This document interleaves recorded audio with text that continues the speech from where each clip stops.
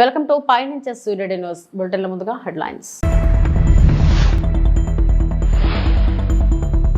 భారతీయ ప్రతిభకు ప్రపంచవ్యాప్త ప్రాప్యతను హైలైట్ చేసిన ఏఎం జైశంకర్.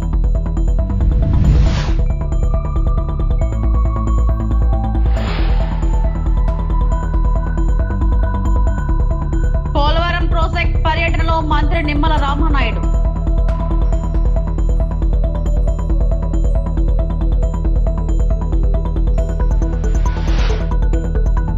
దొంగలాగే చూస్తారు రేవంత్ రెడ్డి, మాజీ మంత్రి కేటీఆర్ ధ్వజం.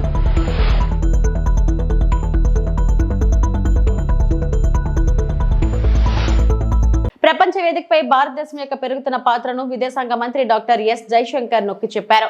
ప్రపంచవ్యాప్తంగా భారతీయ ప్రతిభకు డిమాండ్ పెరుగుతుందని ఆయన ఎత్తి చూపారు. భారతీయ నిపుణులు, వ్యవస్థాపకులు మరియు కళాకారులు ప్రపంచవ్యాప్త ప్రాప్తిని పొందడంలో సహాయపడటానికి పునాది వేయబడిందని ఆయన పేర్కొన్నారు. వివిధ రంగాలలో భారతదేశం యొక్క నైపుణ్యంతో దేశం అంతర్జాతీయ సహకారం మరియు ఆవిష్కరణలకు కేంద్రంగా మారడానికి సిద్ధంగా ఉంది. My short point is that there is a demand in the world and availability in India, and the basic groundwork done to enable Indian talent to gain global access is there.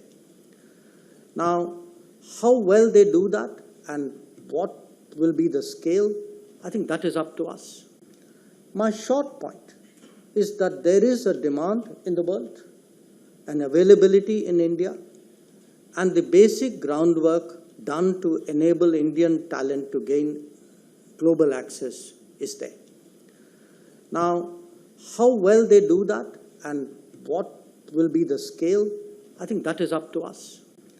My short point is that there is a demand in the world and availability in India, and the basic groundwork done to enable Indian talent to gain global access is there.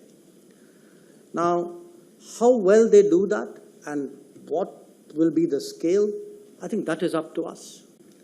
My short point is that there is a demand in the world and availability in India, and the basic groundwork done to enable Indian talent to gain global access is there. Now, how well they do that and what will be the scale, I think that is up to us. Polavaram project పర్యటనలో మంత్రి నిమ్మల రామానాయుడు ఎగువ coffer dam బలోపేతం చేసేలా నిర్మిస్తున్న buttress dam gap 2D wall పనులను పరిశీలించిన మంత్రి Nimmala. Panel of experts team ను కలిసిన మంత్రి నిమ్మల. పోలవరం ప్రాజెక్ట్ 2027 డిసెంబర్ నాటికి పూర్తి చేయాలనే లక్ష్యం పెట్టుకున్నామని నిపుణుల కమిటీకి తెలిపిన మంత్రి నిమ్మల. ముఖ్యమంత్రి చంద్రబాబు పోలవరం ప్రాజెక్టును మొదటి ప్రాధాన్యత ఇస్తున్నారు. అందుకే ప్రమాణ స్వీకారం చేసిన వెంటనే పోలవరం ప్రాజెక్టును సందర్శించారు. రాష్ట్ర అభివృద్ధి పోలవరం ప్రాజెక్టు పైనే ఆధారపడి ఉందని నిపుణులకు వివరించిన మంత్రి నిమ్మల.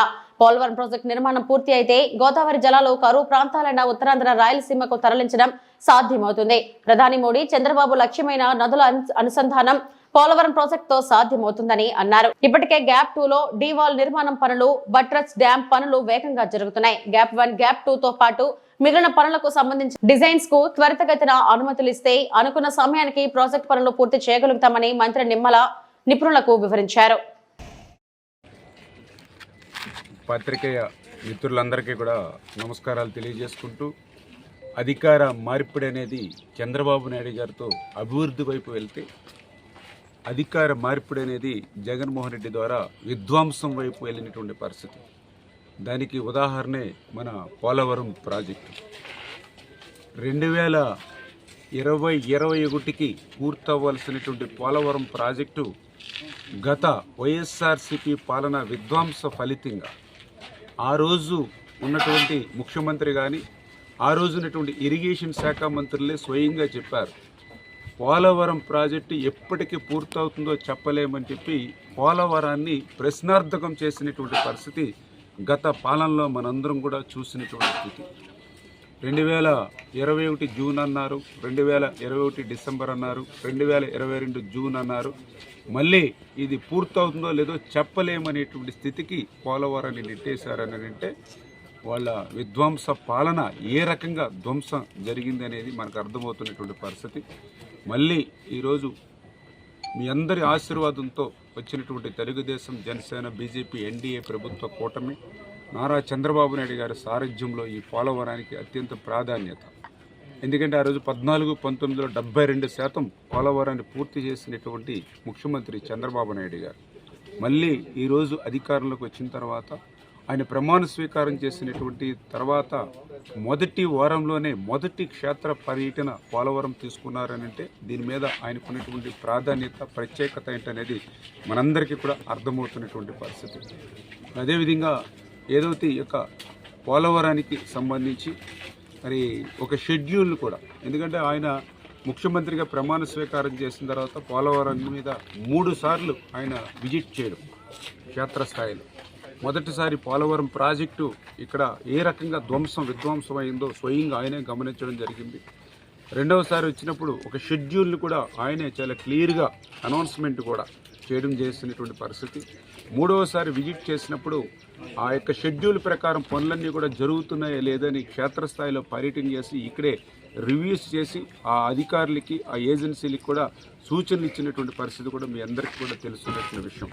మరి ఇప్పుడు కూడా ఏదైతే ఈ యొక్క international panel experts CWC, PPA, అఫ్రీ, అదేవిధంగా మన అధికారులు అందరూ కూడా ఒక 5 రోజులు నిన్న 4వ తేదీ నుంచి 8వ తేదీ వరకు కూడా ఈ పోలవరం ప్రాజెక్ట్ యొక్క ప్రోగ్రెస్, అదేవిధంగా పోలవరం ప్రాజెక్టు నిర్మాణంలో ఇంకా ఏవైతే డిజైన్స్ ఏవైతే ఉన్నాయో అవన్నీ కూడా అప్రూవల్ ఇచ్చేటువంటి విషయంలో కానీ అందులో కూడా పర్టికులర్గా గత 2 రోజుల నుంచి రాబోయే 3 రోజుల్లో కూడా ఇంకా డిజైన్స్ ఏవైతే పోలవరం ప్రాజెక్టుకి బ్యాలెన్స్ ఉన్నాయో వాటన్నిటి మీద కూడా నిర్ణయాలు తీసుకునేటువంటి అవకాశం ఉంది.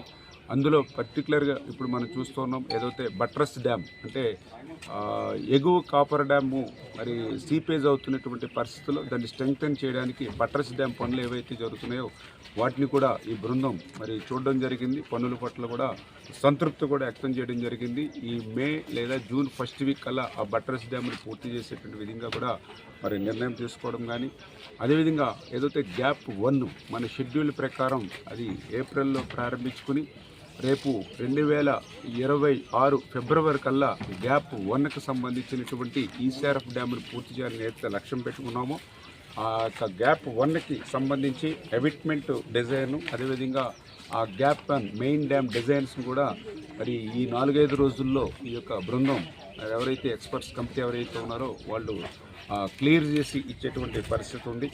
అదేవిధంగా గ్యాప్ 2కి సంబంధించి ఈసీఆర్ఎఫ్ డ్యామ్ కూడా 2025 నవంబర్లో ప్రారంభించి 2027 డిసెంబర్కి గ్యాప్ 2 ఈసీఆర్ఎఫ్ డ్యామ్ కూడా పూర్తి చేయాలని, దానికి సంబంధించి ఇంకా డిజైన్స్ని ఫైనలైజ్ చేయవలసిన అవసరం ఉంది.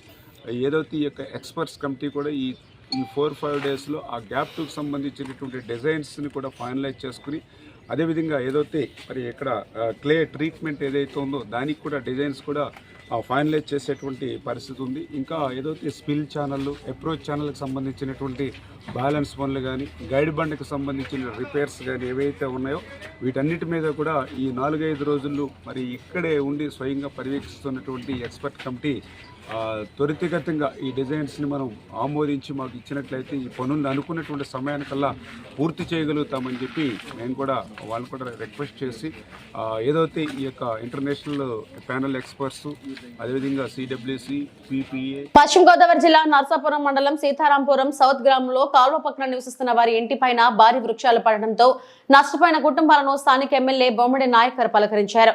ఈ సందర్భంగా ఆయన మాట్లాడుతూ ప్రకృతి వలన నష్టపోయిన వారి కుటుంబాలను ప్రభుత్వ పరంగా ఆదుకుంటామని ఆయన అన్నారు. కాలువ ప్రక్కన నివసిస్తున్న వారికి ఇళ్ల స్థలాలు ఇచ్చే విధంగా కృషి చేస్తానని తెలిపారు. రుస్తుంబాద పంచాయతీలో ఒక కుటుంబం నష్టపోవడం జరిగిందని ప్రభుత్వ పరంగా ఆదుకుంటామని ఆయన తెలిపారు. కార్యక్రమంలో జనసేన, తెలుగుదేశం, బీజేపీ నాయకులు పాల్గొన్నారు.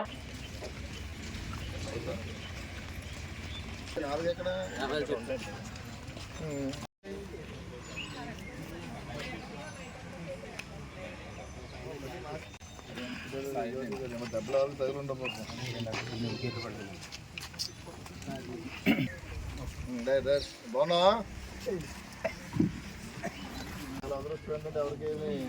ఎవరికేమి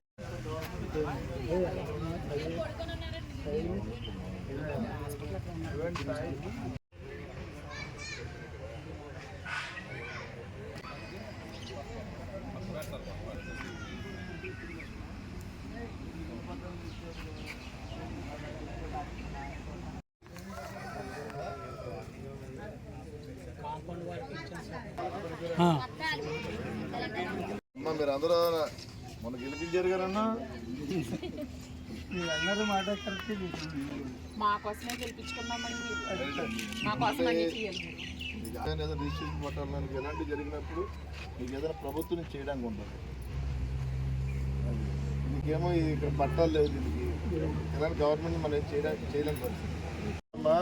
అప్పుడప్పుడు మీరు అందరికీ ఒక చోట ఉండేది రాయిస్తారు సరేనా, ఒక చోట పెట్టిన బాధ్యత నాది. ఇంకా ఎక్కడ కూడా అక్కడే ఉండేటట్టు మీరు అందరూ ఒక చోట ఉండేటట్టు చేస్తాను అని చెప్పి మీరే రెండు అవసరం అయితే అంటే అందరూ ఉంటారు, మన వాళ్ళు ఉంటారు, మనం అందరూ ఉంటారు. ఒకవేళ లేని పక్షంలో మీరు డైరెక్ట్ రండి, ఇబ్బంది లేదు. అందుకే కంప్లైంట్లు ఎక్కువ సార్ ఈ ఏరియాలో, అందుకు ఓకే సార్ మీరు చెప్పేది కంప్లైంట్ ఇస్తారు సరే సచిన ఏం చేస్తున్నావు లేకపోతే ఏంటి సరే డి గారు చెప్పేసి నెంబర్ తీసుకోండి, చూడండి సార్ రమ్మని చెప్పండి. మాట్లాడతారు ఎక్కడ ఇబ్బంది ఏంటి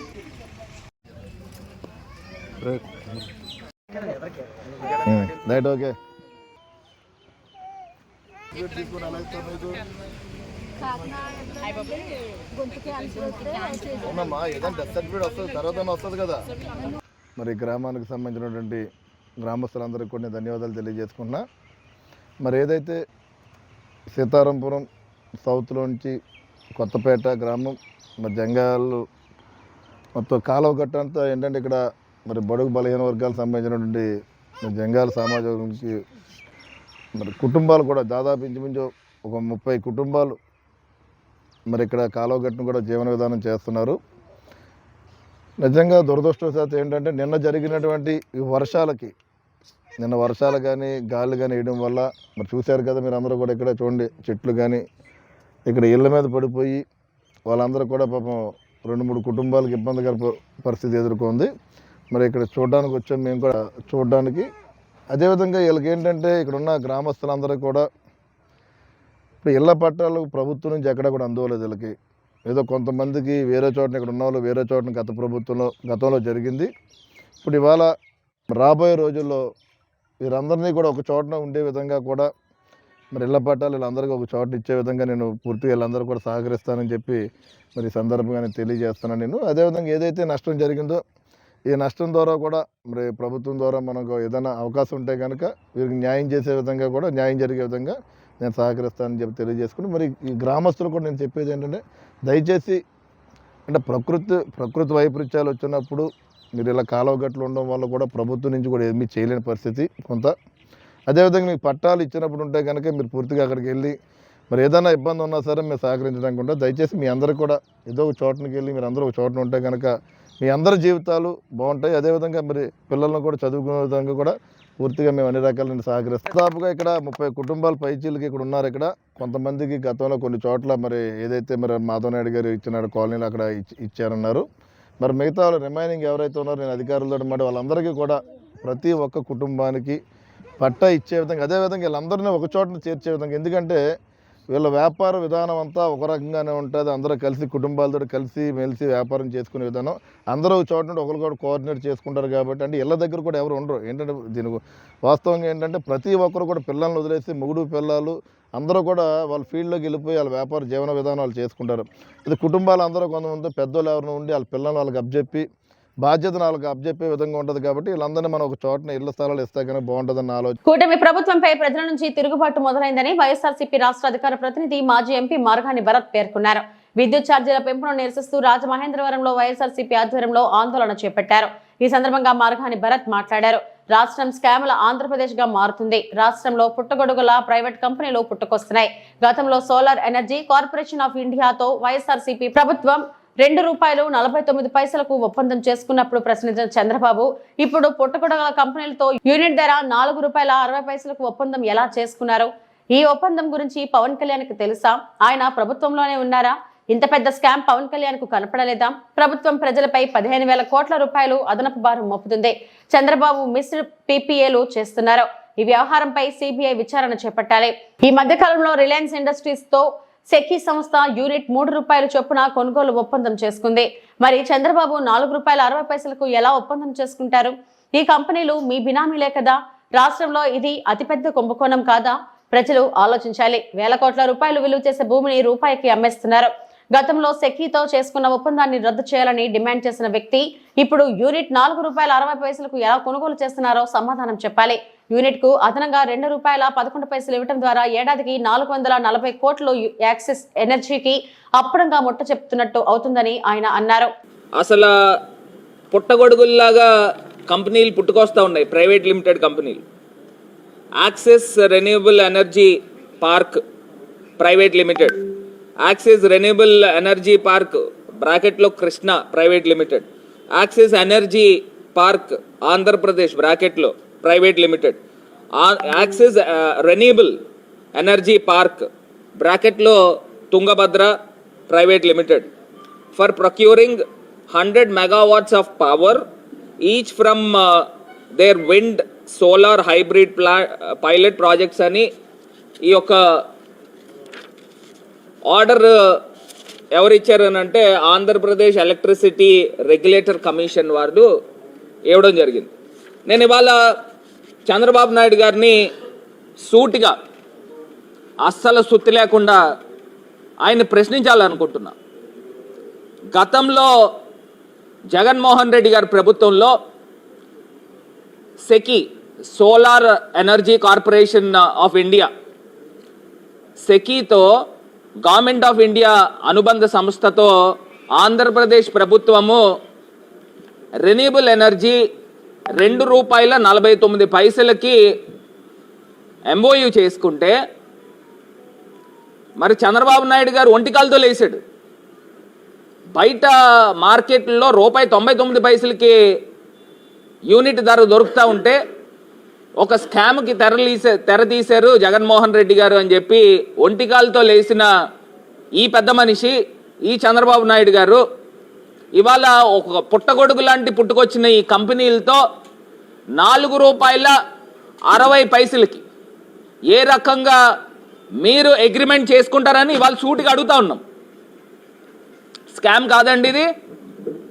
మీరు ₹2.49తో అప్పుడున్న రాష్ట్ర ప్రభుత్వము, అప్పుడున్న ముఖ్యమంత్రి జగన్మోహన్ రెడ్డి గారు కేంద్ర ప్రభుత్వం సంస్థ అయిన సెకీతో ఎంఓయూ చేసుకుంటే ₹2.49కి ఇప్పుడు చంద్రబాబు నాయుడు గారు ఒక ప్రైవేట్ లిమిటెడ్ కంపెనీతో ₹4.60కి చేసుకోవడంలో మీ రాష్ట్ర వ్యాప్తంగా అకాల వర్షాల కారణంగా నష్టపోయిన రైతులను ప్రభుత్వం వెంటనే ఆదుకోవాలని పిసిసి అధ్యక్షురాలు షర్మిల డిమాండ్ చేశారు. ధాన్యం కొనుగోలు మద్దతు ధర కల్పించడంతో కూటమి ప్రభుత్వం విఫలమైందని విమర్శించారు. వర్షాల తడిచిపోయిన ధాన్యం, రాలిపోయిన మామిడి, కూలిపోయిన అరటి, చెడిపోయిన పసుపు ఇలాంటివే కనిపిస్తున్నాయి. మరి ప్రభుత్వం ఏం సమాధానం చెప్తుంది? దాదాపు 5 లక్షల ఎకరాలలో పంట నష్టం జరిగింది అని వార్తలు వినిపిస్తున్నాయి. కానీ ఇంతవరకు ప్రభుత్వం తరపు నుంచి కనీసం ఎవరినైనా పంపి సర్వే చేస్తున్నట్టు కూడా సంకేతాలు అందటం లేదు. మరి ముఖ్యంగా వరి రైతులు పండించిన ధాన్యాన్ని కుప్పలు కుప్పలుగా పోసి అమ్ముకోలేక ఇప్పుడు ధాన్యం తడిసిపోయి దిక్కుతోచని స్థితిలో ఉన్నారు. వీరికి ప్రభుత్వం ఏం సమాధానం చెప్తుంది? ఒక్క అన్న చెప్పినట్టు ఉభయ తూర్పుగోదావరి జిల్లాలు తీసుకున్నా కూడా దాదాపు 30 లక్షల ఎకరాల 30 లక్షల మెట్రిక్ టన్నుల దిగుబడి వచ్చింది. దాంట్లో ప్రభుత్వం తీసుకున్నది కేవలం 13 లక్షల మెట్రిక్ టన్నులు, అంటే 17 లక్షల మెట్రిక్ టన్నులు ఇంకా రైతుల దగ్గరే ఉంది. పొద్దున అన్న వివరిస్తుంటే చాలామంది రైతులు మా పంటను కొనుక్కోండి అని ఆఫీసర్లని బ్రతిమిలాడుతున్నా కూడా మా లిమిట్ ఇంతే, లిమిట్ ఎక్సీడ్ అయ్యి మేము కొనలేము అని రైతులకు సమాధానం వస్తుంది. రైతులు పండించిన దాంట్లో కనీసం 30% కూడా, కొన్ని చోట్లయితే మరీ అధ్వానంగా 15-20% కంటే కూడా ఎక్కువ కొనుగోలు ప్రభుత్వం చేయట్లేదు రైతు భరోసా కేంద్రాల ద్వారా అని చాలామంది రైతులు వాపోతున్నారని చెప్పడం జరిగింది. మరి రైతు పండించిన పంటను కొనాల్సిన బాధ్యత ప్రభుత్వానికి లేదా? మినిస్టర్ గారు కూడా పండించిన ఆఖరి గింజ వరకు కొంటాం మేము అన్న మాట అన్నారు అంటే దానికి కారణం కొనాల్సిన బాధ్యత ప్రభుత్వానిది కాబట్టి. మరి అలాంటప్పుడు కేవలం రైతు దగ్గర ఈరోజు కొనకపోవడం వల్ల కుప్పలు కుప్పలుగా ఎన్నో చోట్ల పోసుకొని ఎదురు చూడడం వల్ల ఈ అకాల వర్షాలకు పంట తడిసిపోయింది. మరి ఇప్పుడు ఆ రైతు ఆ పంటని ఏం చేసుకోవాలి? అసలు ప్రభుత్వము కొనకపోతే మిల్లర్ల దగ్గరైనా డిస్ట్రెస్ సెల్లింగ్ చేద్దామంటే మిల్లర్లు కనీసం 400 రూపాయలు 500 రూపాయలు మద్దతు ధర కంటే తక్కువ ఇస్తామని కోట్ చేస్తుంటే మరి చూస్తూ చూస్తూ రైతు అంత తక్కువకి ఎలా అమ్ముకోగలరు? నోట్ల కట్టలతో దొరికిపోయిన దొంగను దొంగే అంటారు, దొంగను దొంగలాగే చూస్తారు రేవంత్ రెడ్డి అని బీఆర్ఎస్ వర్కింగ్ ప్రెసిడెంట్ కేటీఆర్ ధ్వజమెత్తారు. ఎంతో మంది త్యాగాల ఫలితంగా సాధించుకున్న తెలంగాణ రాష్ట్రాన్ని అవమానపరిచేలా మాట్లాడిన రేవంత్ రెడ్డి వ్యాఖ్యలపై BRS working president KTR Telangana Bhavan లో మీడియాతో మాట్లాడారు. చెప్పాలనుకుంటాను, ఎక్కడ పోయినా దొంగలాగా చూస్తున్నారు అంటున్నాడు ముఖ్యమంత్రి. మరి దొంగను దొంగలెక్క కాకపోతే ఎట్లా చూస్తారు? దొంగను దొంగలెక్కనే చూస్తారు. నోట్ల కట్టలతో దొరికిపోయిన దొంగను ఖచ్చితంగా దొంగనే అంటారు, దొంగనే చూస్తారు. ఒక విశ్వసనీయత లేని ఓటుకు నోటు దొంగను కాంగ్రెస్ అనే ఒక ఎర్రి పార్టీ గుడ్డిగా నమ్మి సీఎం చేసింది, కానీ ఖచ్చితంగా దేశంలో మిగతా వాళ్ళు మాత్రం నమ్ముతలేరు. మోసగాళ్లను దొంగలను దొంగలే అంటారు ముఖ్యమంత్రి గారు. ఖచ్చితంగా అది ఈరోజు కాదు, చివరి రోజు దాకా కూడా నీ పరిస్థితి అదే ఉంటుంది, యాద పెట్టుకోని చెప్తున్నా. తప్పు చేసింది దొంగ చేతికి తాళాలు ఇచ్చి కాంగ్రెస్ పార్టీ రాహుల్ గాంధీ గారు. ఈరోజు మే 6, 2025 నేను మీ అందరు గుర్తు చేస్తున్నా, సరిగ్గా 3 సంవత్సరాల కిందట ఇదే రోజు మే 6, 2022 నాడు రాహుల్ గాంధీ గారు వరంగల్కి వచ్చినారు. రైతు డిక్లరేషన్ అనే పేరిట ఆ రోజు రాహుల్ గాంధీ గారు చెప్పిన మాటలు 2 లక్షల రుణమాఫీ చేస్తామని, అట్లాగే రైతు భరోసా 15,000కు పెంచుతామని, అట్లాగే కౌలు రైతులకు రైతు బంధు ఇస్తామని, అట్లాగే రైతు కూలీలకు న్యాయం చేస్తామని వ్యవసాయ డిక్లరేషన్లో చెప్పి 3 సంవత్సరాలు దాటింది రాహుల్ గాంధీ గారు. అందుకే నేను అంటున్నా, తప్పు చేసింది రాహుల్ గాంధీ, తప్పు చేసింది ఏఐసిసి. దొంగ చేతికి తాళం ఇచ్చి ఇవాళ తెలంగాణ చేతికి చిప్పవచ్చే పరిస్థితి చేసింది ఖచ్చితంగా ఆల్ ఇండియా కాంగ్రెస్ కమిటీ, ముఖ్యంగా దానికి బాధ్యుడు లీడర్ ఆఫ్ ఆపోజిషన్గా ఉన్న రాహుల్ గాంధీ గారు అని చెప్పి నేను చెప్తా ఉన్నాను. అట్లాగే ఇవాళ ఎందుకు ఈ మాటలు, ఎందుకు ఈ ఫ్రస్ట్రేషన్ అని చెప్పి ఇప్పుడు కొంతమంది మిత్రులు వారితో కలిసి మేము వస్తున్నప్పుడు ఇక్కడికి కమలాకర్ గారు, నేను మాట్లాడుకుంటూ వచ్చినాం, వెంకటరమణారెడ్డి గారు, అట్లాగే మా ప్రశాంత్ రెడ్డి గారు మాట్లాడుకుంటూ వస్తుంటే వారందరూ అన్నది మాట ఒకటే, అధికారంలోకి వస్తామని వాళ్ళు అనుకోలేదు, అడ్డగోలుగా హామీలు ఇచ్చిండ్రు, నోటికొచ్చిన చెత్తవాగుడంతా వాగినరు, ఎవరేం చెప్తుంది రాసుకుంటూ వేయినరు, మేనిఫెస్టో అనుకుంటా. ఇవాళ ఏం చేయాలనో తెలుస్తలేదు, వచ్చినాక మొత్తం నాశనం చేసిండ్రు.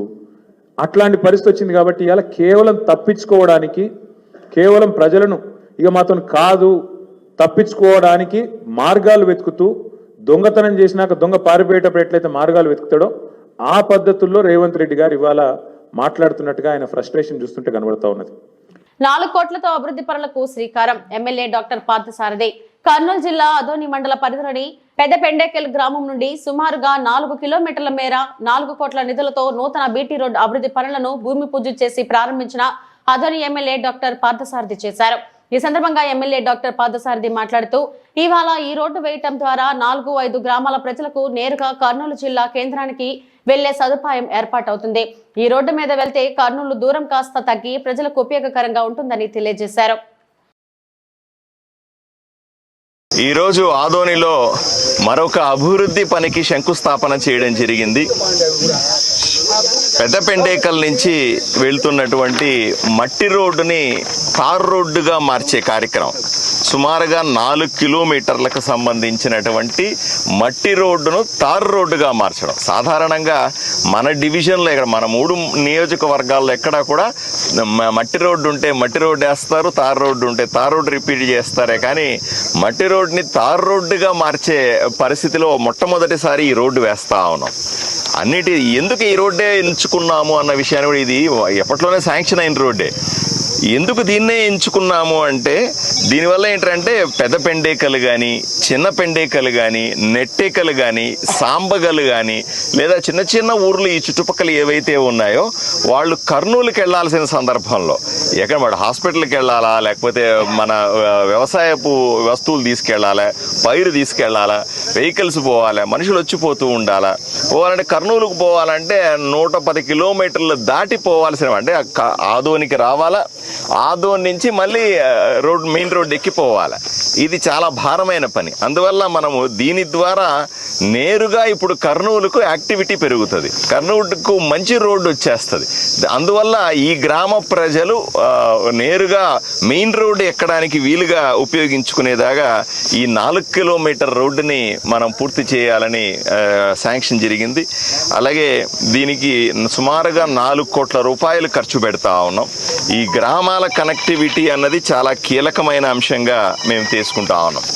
అందుకే ఇప్పుడు ప్రభుత్వం మనకు తెలుసు, గత 5 సంవత్సరాల వైఎస్ఆర్సీపీ పాలనలో ఆర్థిక పరిస్థితి చితికిపోయినప్పటికీ కూడా ఏదో ఒక పథకం ద్వారా ఆదోనికి నిధులు తీసుకొచ్చే ప్రయత్నం చేస్తా ఉన్నాం. కొన్ని ఈ పథకంలో వస్తాయి, కొన్ని మరో పథకంలో వస్తాయి, ఇంకొన్ని మరో యాక్టివిటీలో వస్తాయి. ఎక్కడో చోట అభివృద్ధి ఆగకుండా మూలకు కూడా కొంతమంది చెప్తారు ఆదోన్లో మెయిన్ రోడ్డు ఇంకా వేయలేదండి అంటారు. ఒక మెయిన్ రోడ్డు టౌన్లో వాళ్ళకు పరిమితం అవుతుంది, టౌన్లో వాళ్ళకు అవసరం, అది చేస్తాం, 100% చేయాల్సిందే.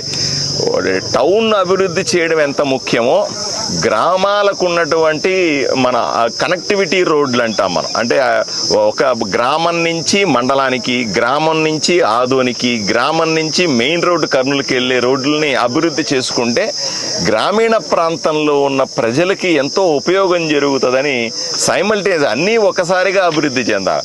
టౌన్ ఒకవైపున అభివృద్ధి చెందాలి, పల్లెటూర్లు కూడా సైమల్టేనియస్గా అభివృద్ధి చెందితేనే నియోజకవర్గం మొత్తం అభివృద్ధి చెందుతుందన్న విషయాన్ని మీ ద్వారా నేను తెలియజేసుకుంటా ఉన్నాను. పనులు మొదలైనవి. 1 సంవత్సరంలో మేము చేసిన పనులన్నింటినీ కూడా ఒకటొకటిగా మేము ముందు పెడతా ఉన్నాం. రాబోయే రోజుల్లో ఇప్పుడిప్పుడే కొంత పశ్చిమ గోదావరి జిల్లా నరసాపురం సెంట్రల్ బ్యాంక్ లో భారీ స్కామ్ వెలుగు చూసింది. మండలంలో వేములదేవి గ్రామానికి చెందిన తిరుమాని నాగరాజు, తిరుమాని శ్రీనివాసరావు, పద్మావతి వడ్డీ కాసుల పేర్ల మీద ఉన్న 19 ఎకరాల భూమిలో చేపలు చెరువు సాగు చేస్తున్నట్లు లీజు అగ్రిమెంట్ చూపించి 4 కోట్లు కొట్టేశారు. రైతుల్లో తిరుమాని వడ్డీ కాసులు 4 ఏళ్ల క్రితం చనిపోయాడు. అయితే 2024లో అతను సంతకాలు పెట్టినట్లు లీజు అగ్రిమెంట్ లో చూపించారు. రైతులు రుణం తీసుకునేందుకు మరో బ్యాంకుకు వెళ్లగా ఈ భాగోతం బయటపడింది. దీంతో బాధితులు నరసాపురం పట్టణంలోని సెంట్రల్ బ్యాంకుకు బ్యాంక్ అధికారులను నిలదీశారు. తమ పేరున ఉన్న పొలాలపై మాకు తెలియకుండా రుణం ఎలా మంజూరు చేశారని వాగ్వాదానికి దిగారు. బ్యాంకులో ఉద్రిక్తత పరిస్థితి నెలకొంది.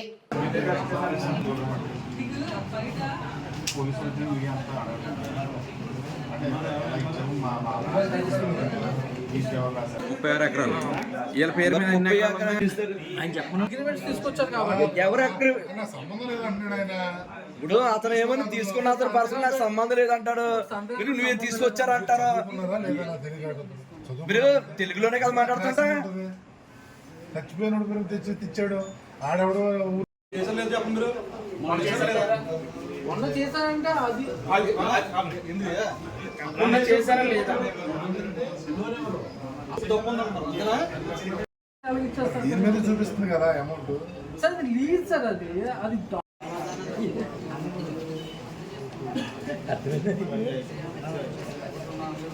బ్యాంక్ ఎట్లా ఎవరైనా రావాలి.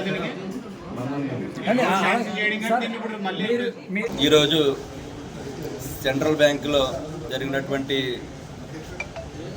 మా భూములపై నా పేరు తిరుమాని నాగరాజు, మా బ్రదర్ తిరుమని శ్రీనివాస్, మా నాన్నగారు తిరుమని వడ్డిగాసులు గారు, తిరుమని పద్మావతి అనే నా పేరున 5 ఎకరాలు 30 సెంట్లు, మా బ్రదర్ పేరున 5 ఎకరాలు, మా అమ్మగారి పేరున 4 ఎకరాలు, మా నాన్నగారి పేరున 5 ఎకరాలు, మొత్తం వెరసి 19 ఎకరాల భూమిపై సెంట్రల్ బ్యాంకులో 1,35,00,000 ఒక లోను, 2,36,00,000 రెండవ లోను, మా భూములపై లీజుకి ఇచ్చినట్టు అగ్రిమెంట్లు, దొంగ అగ్రిమెంట్లు సృష్టించి ఇవాళ మా భూములని ఈ సెంట్రల్ బ్యాంకులో అటాచ్ చేసి మా భూములపై లోన్ ఇచ్చినట్టు ఇవాళ రావడం జరిగింది.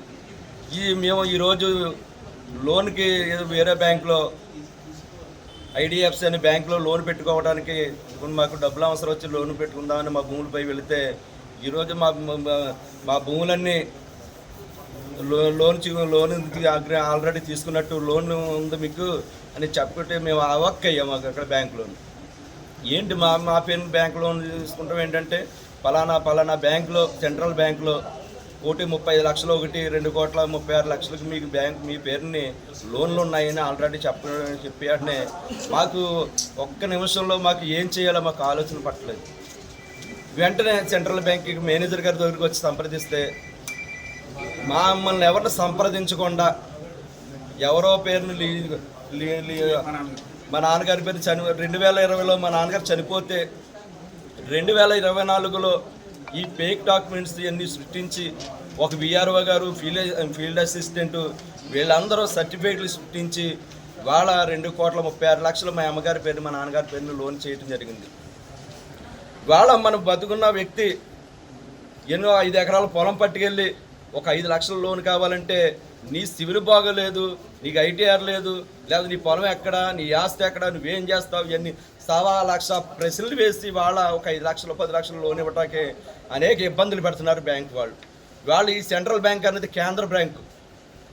ఒక మేనేజరు ఒక ప్రాబ్లంతో మేనేజరు ఫ్రాడ్తో ఇవాళ ఇంత దుష్కరం చేశారు. అదేవిధంగా ఇటువంటి అనేక సర్టిఫికేట్లు సృష్టించి అనేక రకాలుగా ఇంకా ఎన్నో అతను ఈ బ్యాంకులో అనేక కోట్లాది రూపాయల లోన్లు జరిగాయని మేము ఇక్కడికి వస్తే కనపడుతుంది. అందుచేత ఇటువంటి జరిగినటువంటి వాళ్ళని పోలీసు డిపార్ట్మెంట్ వారు ఇక్కడే ఉన్నారు, వాళ్ళపై చర్యలు తీసుకుని మా భూముల్ని వెంటనే విడిపించాలని, మాకున్నటువంటి ఇవన్నీ రద్దు చేసి మాకు న్యాయం చేయాలని మీ మీడియా పూర్వకంగా. ఇవి ఇప్పటివరకున్న బులెటిన్ అప్డేట్స్. నమస్తే.